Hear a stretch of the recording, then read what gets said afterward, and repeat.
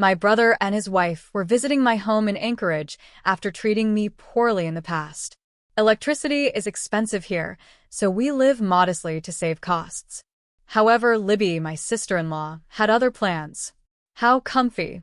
Bridget, we're borrowing your place for a while, so please leave, she announced casually, as if it was the most normal thing in the world. I simply replied, sure, good luck with that. Libby frowned, confused. What? She asked, but I had already left my own house. Little did she know, just 2 days later, a tragedy would befall her. My name is Bridget. I am 60 years old, born and raised in Alaska. Now, I live in Anchorage with my husband, Ricky. I work part-time at an insurance company, while Ricky, despite being 63, manages apartments. We both still work to support each other. I have 2 brothers, an older brother, Bert, who lost his wife and now lives alone in an apartment managed by Ricky, and my younger brother, Terrence. Terrence moved to Boston in his youth, and only 3 years ago, at the age of 45, he married Libby, a woman 3 years younger than him. Libby was already 42 when they married, and at 45, she remained the youngest among us. She and Terrence had lived in New York City for a long time and, being unmarried for most of their lives, naturally had no children. Having lived single lives for so long, Terrence and Libby were careless with money. They had little concept of saving or frugality. Since they both worked, they preferred outsourcing daily chores to keep life light and easy, a city lifestyle vastly different from my rural one. Libby, in particular, looked down on me. She was vibrant and confident, always wearing trendy makeup and stylish accessories. She had a natural grace about her. I, on the other hand, was modest and practical. At 60, I worked part-time at an insurance company, not because I was ambitious, but because I wanted to live comfortably with Ricky. Libby was aware of our differences and made no effort to hide her superiority. At Terrence and Libby's wedding, held at a prestigious hotel in Boston, Libby looked at me with thinly veiled condescension. "Bridget, thank you for coming today," she said with a smirk. "You should have dressed up more. No need to be shy." Her words stung. I managed a strained smile and replied, "Well, this is good enough for me." It was clear that, in her eyes, I was beneath her. That suffocating feeling of inferiority lingered long after the wedding ended. Recently, Terrence and Libby had been transferred to Anchorage for work. They had been employed at their company's headquarters in Boston, but from what Ricky and my brother Bert had gathered, their move to Anchorage wasn't a promotion. It was more like a quiet demotion after a professional failure. Terrence, like me, was born in Alaska, but after years in the city, returning here felt like moving back to the countryside. Despite the circumstances, neither he nor Libby seemed too shaken by it. Before finding their own place, they decided to visit us first. And that's when Libby made her ridiculous declaration, expecting me to vacate my own home for her convenience. But she had no idea what was coming next. Our home was just a 15-minute drive from Terrence and Libby's new office in Anchorage, making it convenient for them to stay with us temporarily. Ricky and I agreed to host them, thinking it wouldn't be much trouble. However, living together turned out to be far more challenging than I had anticipated. Upon arriving, Libby greeted me with exaggerated enthusiasm. "Bridget, long time no see. We'll be in your care. I'm part of this house now, so I can use it freely, right?"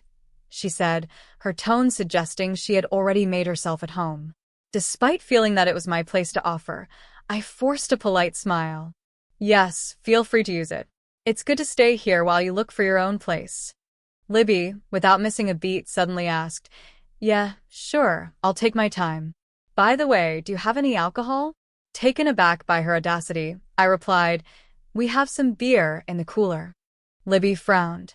"No wine or whiskey. That's disappointing. Could you possibly go buy some?"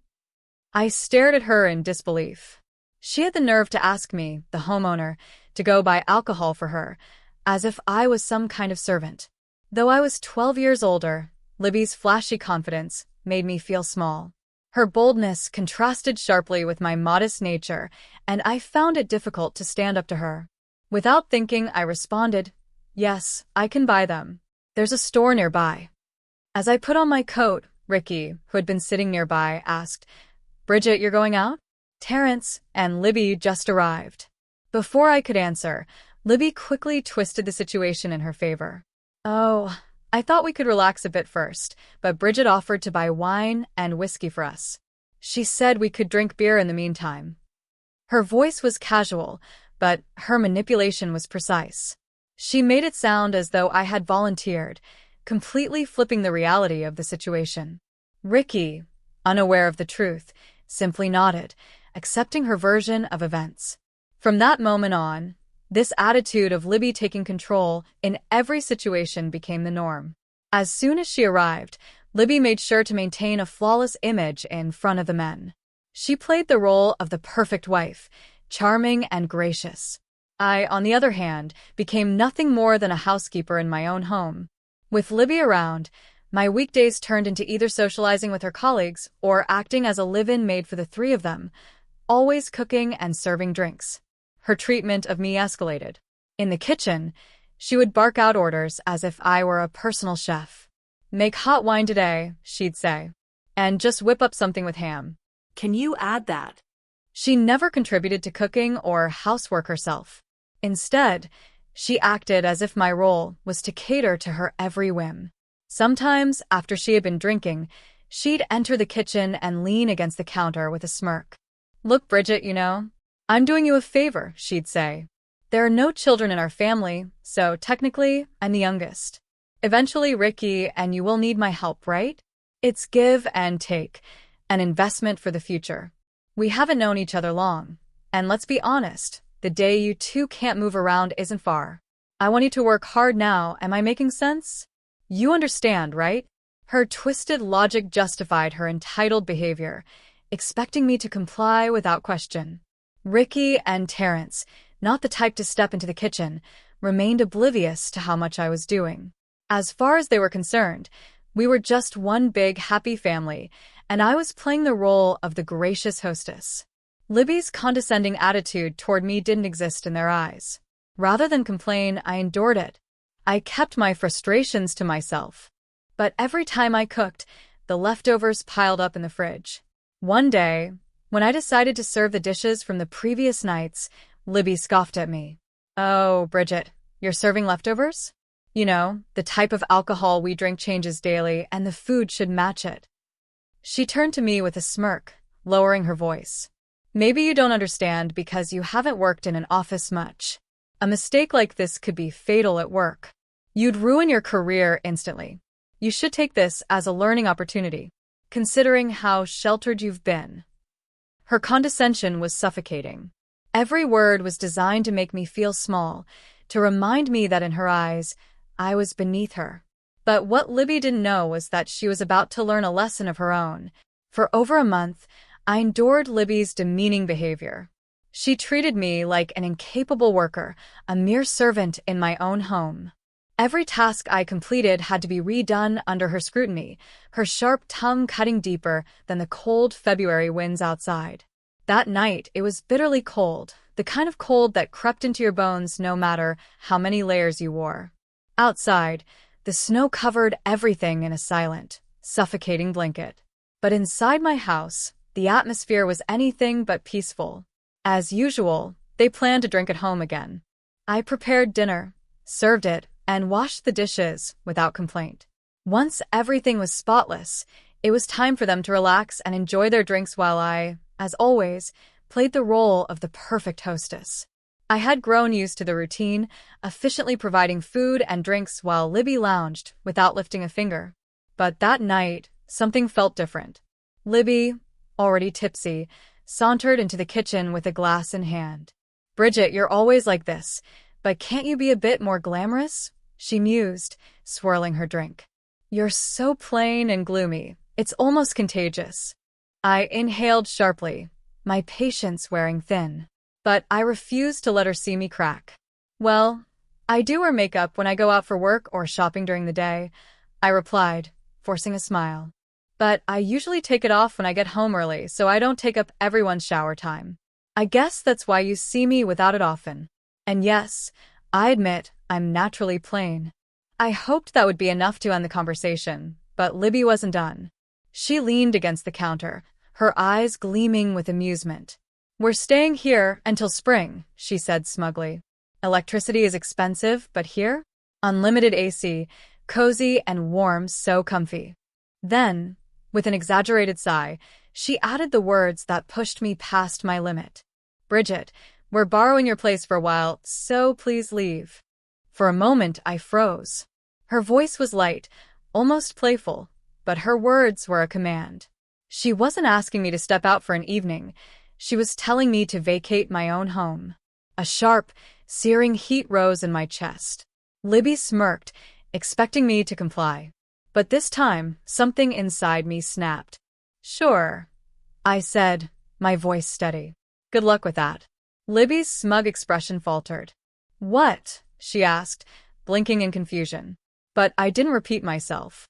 I simply turned away, done with her games. Instead of retracting her outrageous demand, Libby ran to the living room, her voice laced with artificial concern. "Hey, Bridget seems to be saying she'll leave the house for a bit," she told Ricky and Terrence, feigning innocence. "I'm worried, is she okay?" She was playing the victim, twisting reality as she always did.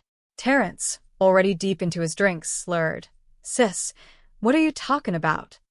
But Ricky, kind, oblivious Ricky, looked genuinely concerned.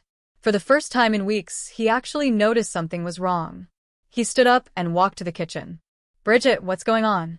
Are you okay?" I looked at my husband, the man I had supported for so many years, the man who had remained blind to my silent suffering.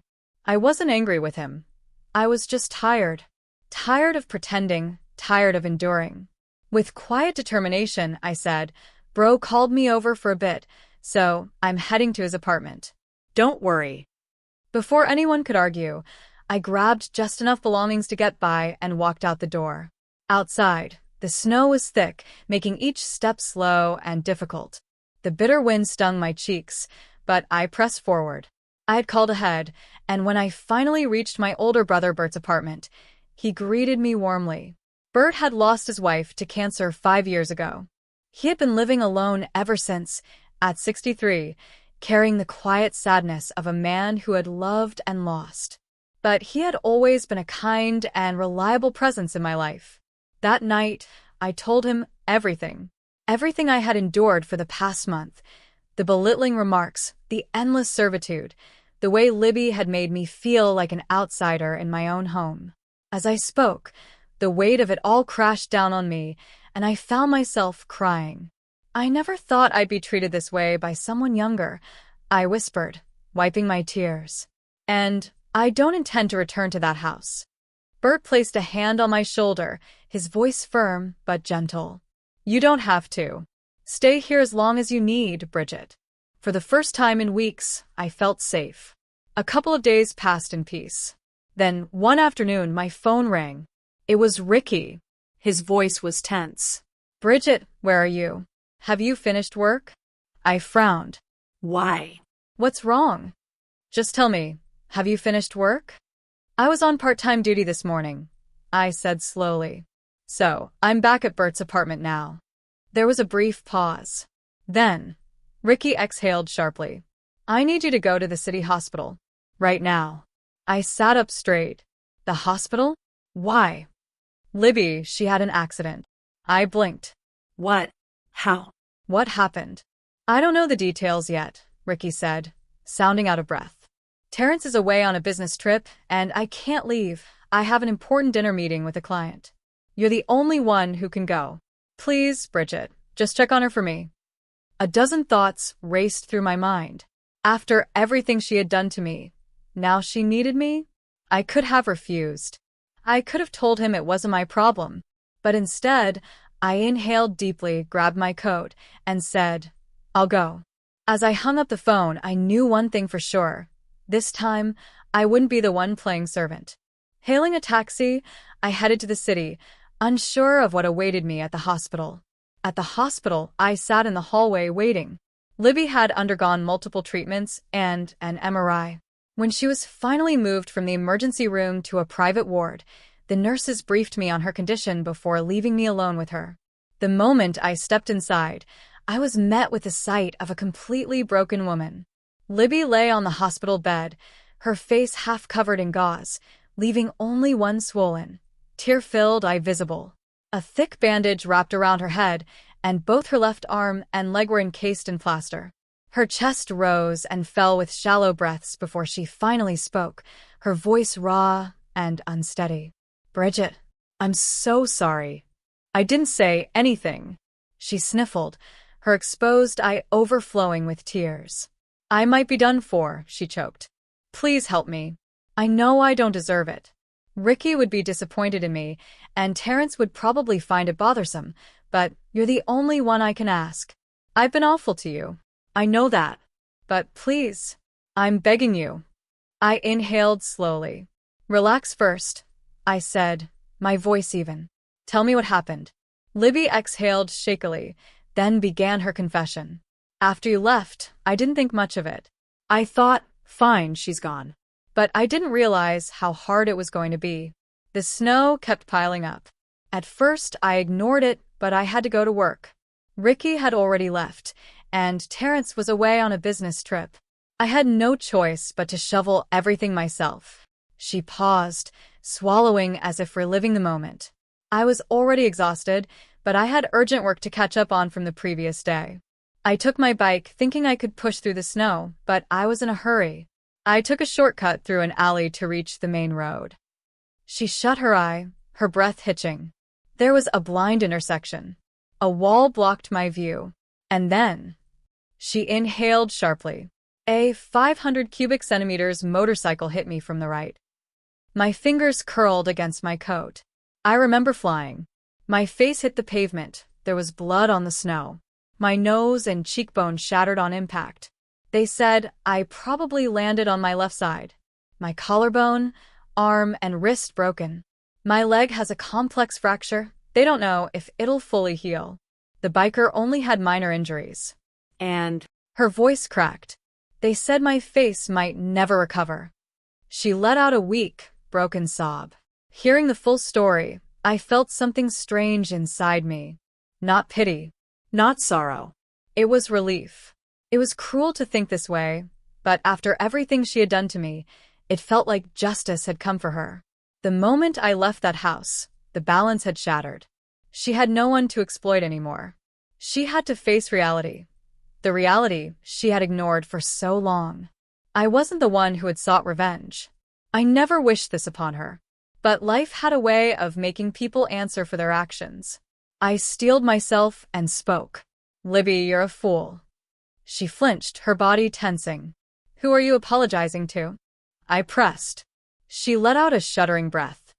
I know I can't be forgiven." For the first time, she didn't argue. "I have no one else now," she admitted. "The doctor said I might have permanent damage. And I don't know what to do. I'm scared." I crossed my arms, watching her crumble. "What exactly are you apologizing for?" I asked coldly. Her eyes shut tightly as fresh tears escaped. "For everything." She swallowed hard. "Every day, I made you do all the housework. I drank every night while you cooked and bought alcohol for me. I treated you like a servant. I was selfish. I just wanted to look good in front of Ricky and Terrence." She let out a trembling laugh, one filled with self-loathing. "I thought I had everything. I was younger, beautiful, confident.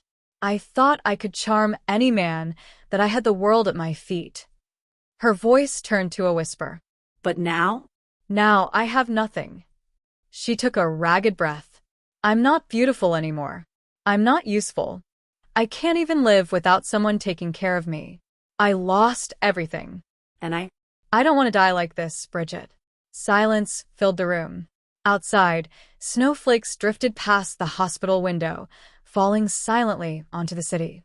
I walked over and pushed the window open. A sharp gust of cold air swept into the room, cutting through the suffocating warmth. As I watched the snow fall, I felt something shift inside me. The bitterness I had carried, the resentment, the pain. It melted, just like the snowflakes disappearing into the wind. I turned back to Libby. She was still crying, her frail form trembling under the hospital sheets. I exhaled. Never go against me again. Libby's breath hitched. She looked up, her one visible eye wide. That's a promise, I said firmly. She nodded frantically, her sobs intensifying. Of course, she whispered.